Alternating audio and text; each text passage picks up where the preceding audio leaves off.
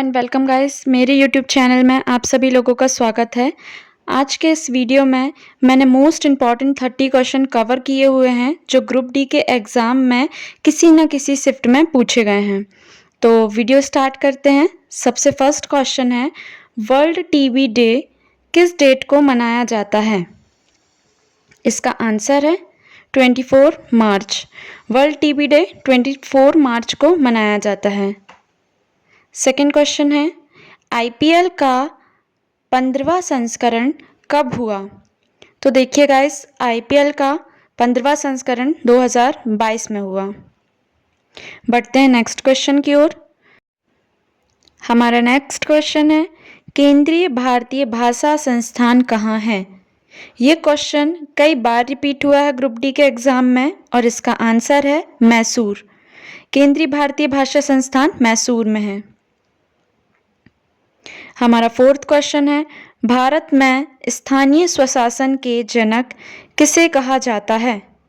तो आप सभी को इसका आंसर पता होगा कि स्थानीय स्वशासन का जनक लॉर्ड रिपन को कहा जाता है।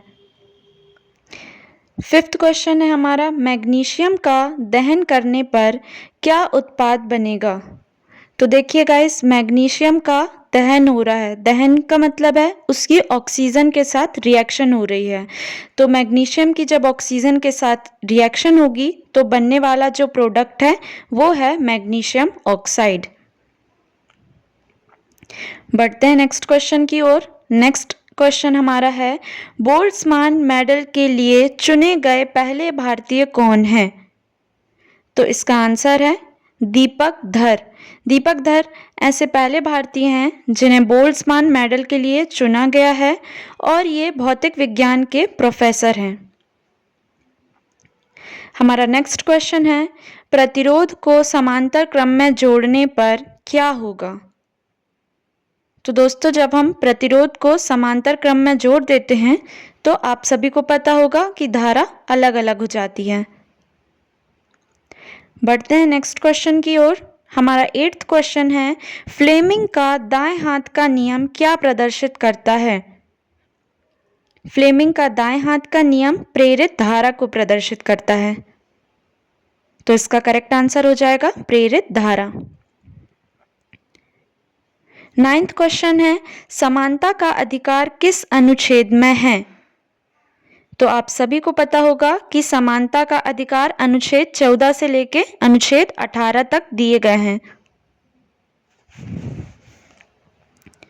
नेक्स्ट क्वेश्चन है हमारा क्वेश्चन नंबर 10th, संविधान के अनुच्छेद 343 के अंतर्गत हिंदी को किस लिपि में स्वीकार किया गया है? तो इसका करेक्ट आंसर है देवनागरी लिपि। हम सभी को पता है कि हिंदी को देवनागरी लिपि में स्वीकार किया गया है। 11th क्वेश्चन है हमारा, खाद्य श्रृंखला का सबसे बड़ा पोषी स्तर कौन सा है? तो हम सभी को पता है कि खाद्य स्तर का सबसे बड़ा पोषी स्तर तृतीयक स्तर है, जहां पर मांसाहारी जीवों को शामिल किया गया है। आईसीसी महिला ओडीआई विश्व कप 2025 कहां पर होगा? तो देखिए, ये विश्व कप 2025 भारत में आयोजित किया जाएगा। नेक्स्ट क्वेश्चन की ओर बढ़ते हैं। नेक्स्ट हमारा 13 क्वेश्चन है, श्याम श्वेत फोटोग्राफी में किसका उपयोग किया जाता है? तो आप सभी को पता है श्याम श्वेत फोटोग्राफी में हम सिल्वर ब्रोमाइड का यूज करते हैं। हमारा 14 क्वेश्चन है, 2021-2022 इंडियन सुपर लीग विजेता कौन है? इसका आंसर है हैदराबाद। नेक्स्ट क्वेश्चन है हमारा क्वेश्चन नंबर 15, कौन सी सरकार जनता के सबसे निकट होती है? तो आप सभी जानते हैं कि स्थानीय सरकार जनता के सबसे निकट होती है। क्वेश्चन नंबर 16 है, तृतीय क्षेत्र में कौन सा विषय आता है? तो तृतीय क्षेत्र में शिक्षा का विषय आता है। शिक्षा तृतीय क्षेत्र में आने वाला एक विषय है। क्वेश्चन नंबर 17 की ओर बढ़ जाते हैं। क्वेश्चन नंबर 17 है हमारा, मेंडलीव की आवर्त सारणी किससे संबंधित है? तो हम सभी जानते हैं कि मेंडलीव की आवर्त सारणी जो थी वो परमाणु भार पर आधारित थी, जबकि जो मोसले की आवर्त सारणी है वो परमाणु क्रमांक पर आधारित है। नेक्स्ट क्वेश्चन है हमारा क्वेश्चन नंबर 18। क्वेश्चन नंबर 18 है, कोविड-19 से प्रभावित बच्चों के मानसिक स्वास्थ्य संबंधित पहल कौन सी है?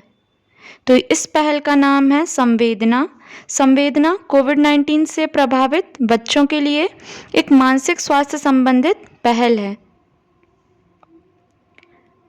क्वेश्चन नंबर 19 है, कॉपर ऑक्साइड को जब हाइड्रोजन से रिएक्ट कराया जाता है तो इस रिएक्शन में किसका ऑक्सीकरण होता है? तो गाइस, इस रिएक्शन में हाइड्रोजन का ऑक्सीकरण होता है, जबकि कॉपर ऑक्साइड का अपचयन होता है। तो इसका सही आंसर हो जाएगा हाइड्रोजन। क्वेश्चन नंबर 20 है, भारत सरकार अधिनियम 1919 किससे संबंधित है? तो हम सभी जानते हैं कि मॉन्टेग्यू चैम्सफोर्ड सुधार अधिनियम भारत सरकार अधिनियम 1919 से संबंधित है। क्वेश्चन नंबर 21 है, हंस संप्रदाय में किसकी पूजा की जाती है या किसकी पूजा होती है? तो इसका सही आंसर है राधा कृष्ण के युगल स्वरूप की। राधा कृष्ण के युगल स्वरूप की पूजा हंस संप्रदाय में की जाती है। क्वेश्चन नंबर 22 है, छठ पूजा में किस देवता की पूजा की जाती है? ये बहुत ही इजी क्वेश्चन है और बहुत सारे एग्जाम में बार बार पूछा जाता है। हम सभी जानते हैं छठ पूजा बिहार में मनाया जाने वाला एक त्यौहार है जिसमें सूर्य देवता की पूजा की जाती है। तो इसका सही आंसर हो जाएगा सूर्य की। क्वेश्चन नंबर 23, अंडमान निकोबार में भारत का वो द्वीप जिसमें एकमात्र सक्रिय ज्वालामुखी है वो कौन सा है? तो इसका सही उत्तर है बैरन द्वीप। बैरन द्वीप है जिसमें अंडमान निकोबार में भारत का एकमात्र सक्रिय ज्वालामुखी है। क्वेश्चन नंबर 24, केंद्र और राज्यों के बीच शक्ति का बंटवारा किस अनुसूची में है? तो हम सभी जानते हैं 7वीं अनुसूची में केंद्र और राज्यों के बीच शक्ति का बंटवारा है। नेक्स्ट क्वेश्चन है हमारा क्वेश्चन नंबर 25, जनवरी में कौन सा त्यौहार मनाया जाता है? तो इसका सही उत्तर है मकर संक्रांति। जनवरी में मकर संक्रांति मनाई जाती है। क्वेश्चन नंबर 26 है हमारा, कार्बन डाइऑक्साइड में एक कार्बन और ऑक्सीजन के मध्य कितने इलेक्ट्रॉन्स का साझा होता है? तो इसका सही आंसर है 4 इलेक्ट्रॉन। कार्बन डाइऑक्साइड में एक कार्बन और ऑक्सीजन के मध्य 4 इलेक्ट्रॉन का साझा होता है। क्वेश्चन नंबर 27 की ओर बढ़ जाते हैं। क्वेश्चन नंबर 27 है, भारत में त्रिस्तरीय पंचायती राज व्यवस्था के लिए किस समिति ने सिफारिश की थी? इसका सही आंसर है बलवंत राय मेहता समिति। हम जानते हैं कि बलवंत राय मेहता समिति ने त्रिस्तरीय पंचायती राज व्यवस्था की सिफारिश की थी, जबकि अशोक मेहता समिति ने द्विस्तरीय पंचायती राज व्यवस्था की सिफारिश की थी। गाइस, यदि आपको वीडियो पसंद आ रहा हो तो प्लीज़ इसे सब्सक्राइब करना मत भूलिए। क्वेश्चन नंबर 28 है, प्रतिरोधकता किस पर निर्भर करती है? तो हम सभी जानते हैं कि प्रतिरोधकता किसी भी चालक के तापमान और उसकी प्रकृति पर निर्भर करती है।